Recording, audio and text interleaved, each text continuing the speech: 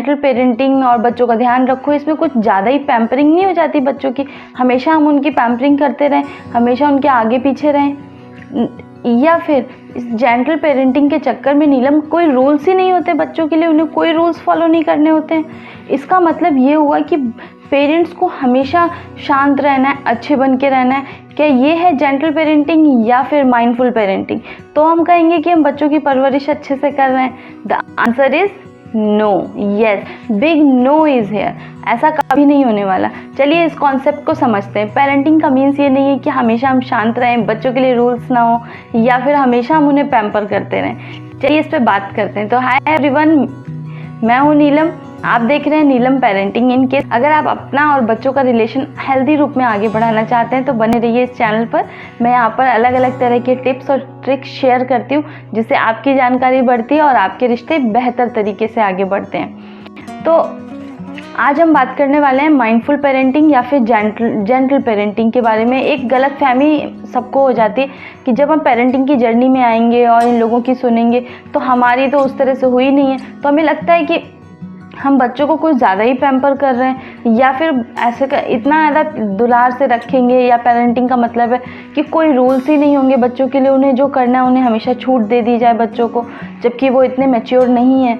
या फिर हमें लगता है कि हमेशा पेरेंट्स कैसे शांत रह सकते हैं, कभी गुस्सा ही नहीं करें, तब हम उसे एक बेहतर तरीका बोलेंगे पेरेंटिंग का। तो इसका आंसर है नहीं, ऐसा कभी नहीं होने वाला। पेरेंटिंग एक जर्नी है, मतलब इसमें एक दिन आप अच्छे बन के रह सकते हो, 2 दिन रह सकते हो, लेकिन ये तो एक रिश्ता हमेशा का है। तो उस रिश्ते में कुछ हमेशा कैसे आप इसी बॉक्स में फिट हो सकते हैं, ये सारे मिथ हैं। चलिए इसको और बेहतर तरीके से समझते हैं। Let's break all these myths.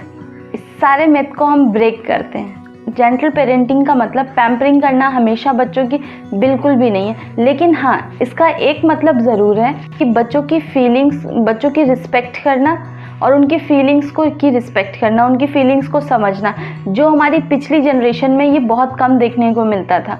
तो उस चीज़ को हमें आगे लेकर आना होगा कि हम बच्चों की रिस्पेक्ट करें। अगर हम बात करें पहले वाली जनरेशन की, तो वहाँ पर बच्चों से उम्मीद की जाती थी, एज बायस्ड हो जाते थे कि एज अगर कम है आपकी तो आपको बड़ों की रिस्पेक्ट करनी, इंस्टेड ऑफ दैट कि हमें हर किसी की रिस्पेक्ट करनी है, उसकी जो फीलिंग है उसको समझना है। बच्चे जो भी फील कर रहे हैं उसी के अकॉर्डिंग उनका बिहेवियर होता है। अगर पेरेंट इस अंडरस्टैंडिंग को समझेंगे कि बच्चे जो बिहेव कर रहे हैं वो बिहेवियर बाद में आ रहा है, वो तो बिहेवियर प्रदर्शित करने का एक माध्यम है, उन्हें नहीं पता कि किस तरीके से सपोज पेश किया जाए उस चीज़ को। एक बच्चा अगर अंदर से चिड़चिड़ापन फील कर रहा है तो उसे नहीं पता कि मुझे ऐसा क्यों हो रहा है, मुझे भूख लगी है या फिर क्या करना है। बचपन से ही देखिए वो रोना शुरू करता है, तो हम उस टाइम तो हम उसको, यानी कि वो उसके बिहेवियर में दिख रहा है, रोना उसका एक बिहेवियर है और उसका जो रीज़न है उसके पीछे उसे भूख लगी है। ऐसे ही बच्चे जब बड़े होते जाते हैं तो उनकी जो फीलिंग होती है, वो जो फील करते हैं वो उनके बिहेवियर में शो होता है। अगर बच्चे घर में बहुत सारी चीज़ें बार बार तोड़ फोड़ रहे हैं, फेंक रहे हैं इधर उधर, इसका मतलब है वो अंदर से चिड़चिड़ापन फील कर रहे हैं। हो सकता है उन्हें भूख लगी हो सकता है कुछ अच्छा नहीं लग रहा हो, या बहुत सारे रीज़न होते हैं, या कुछ विटामिन्स की कमी हो। तो ये सारी चीज़ों को हमें देखने की ज़रूरत है। तो जेंटल पेरेंटिंग का ये बिल्कुल भी मतलब नहीं है कि आप हमेशा बच्चों को पैम्पर करें। It only means to respect children, means respecting childrens and their feelings. उनकी फीलिंग्स की हम रिस्पेक्ट करें, वो जो भी फील कर रहे हैं उसको नकार नहीं दें क्योंकि वो छोटे हैं एज में, या फिर वो ऐसा नहीं बोल सकते, नहीं तुम्हें ऐसा नहीं लग रहा होगा, ऐसा आपने भी फेस किया होगा। तो वो फीलिंग्स को हमें रिस्पेक्ट करनी है कि वो क्यों, और फिर उन्हें प्यार से उन्हें समझाना है।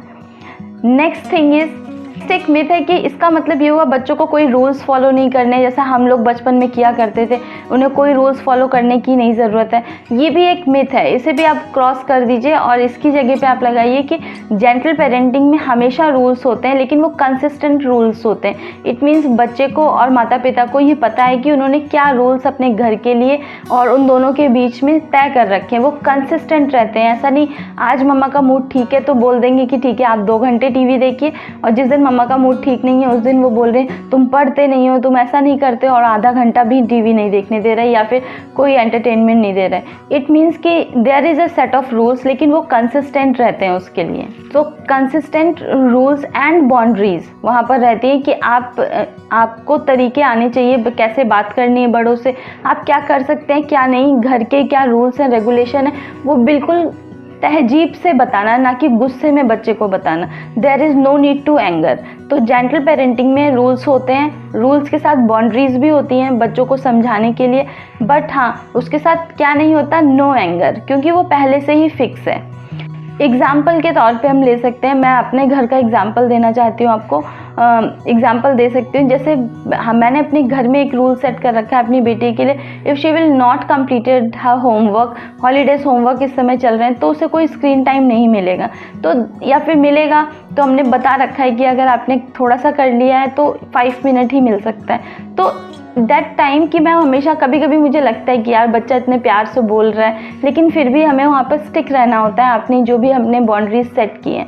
तो इससे क्या होगा कि उसे भी मेहनत नहीं करनी पड़ेगी, शी यूज टू कि हाँ ठीक है मैं इतना काम कर लूँगी फिर मुझे मिल जाएगा, या फिर मुझे तो यहाँ पर हमें संडे बाहर जाने को मिल सकता है। तो इस सारी चीज़ों की हमें वहाँ पर कंसिस्टेंट बाउंड्रीज क्रिएट करनी होती है। जेंटल पेरेंटिंग ये है।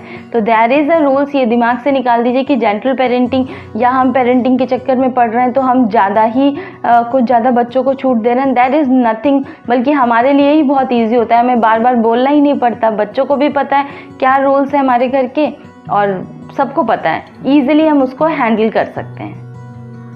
एक कन्फ्यूज़न रहता है कि इसका मतलब क्या हम पेरेंट हैं तो हमेशा हम काम डाउन रहें, हमेशा हम शांत रहें, हमेशा हमें अच्छे बन के रहना होगा। मतलब ये the answer is no.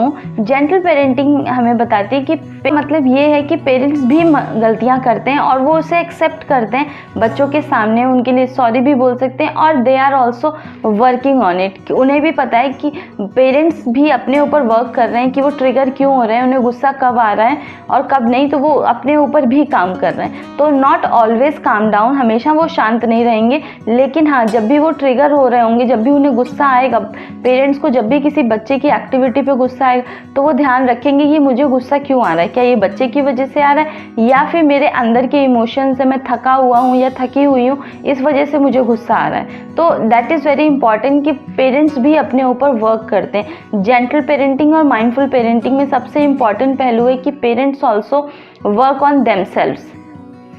This is all about gentle parenting and mindful parenting. Gentle parenting का मीन्स है कि we will love our self also. सबसे पहले हम अपने से प्यार करें, अपने आप को समझें कि हमें किन बातों पे गुस्सा आता है, और एक जो इंडिविजुअल पर्सनालिटी जिस बच्चे को हम बड़ा कर रहे हैं उसकी जिम्मेदारी इस तरह से निभाएं कि ये एक बच्चा है जो मुझे देख करके बड़ा हो रहा है। अगर मैं छोटी छोटी बातों पर इरीटेट हो रही हूँ तो मुझे ये समझने की ज़रूरत है कि मैं इरीटेट क्यों होती हूँ, क्या मैं बहुत जल्दी थक जाती हूँ या मेरे ऊपर ओवर बर्डन है। तो हम इन सारी चीज़ों को सॉल्व कर सकते हैं, ना कि इसकी वजह से किसी एक थर्ड पर्सन यानी कि बच्चे के ऊपर हम सारा गुस्सा निकाल दें। तो ये है आपकी जेंटल पेरेंटिंग और माइंडफुल पेरेंटिंग। इसका कोई लेना देना नहीं है कि हम बच्चे से कैसे बिहेव करते हैं। The most important part of gentle parenting and mindful parenting is कि हम खुद को कितना डीपली समझते हैं, हम खुद को कितने अच्छे से समय देते हैं, खुद अपने बिहेवियर्स को कैसे समझते हैं। हम जितना अपने आप को समझते रहेंगे, हमारे आसपास के लोग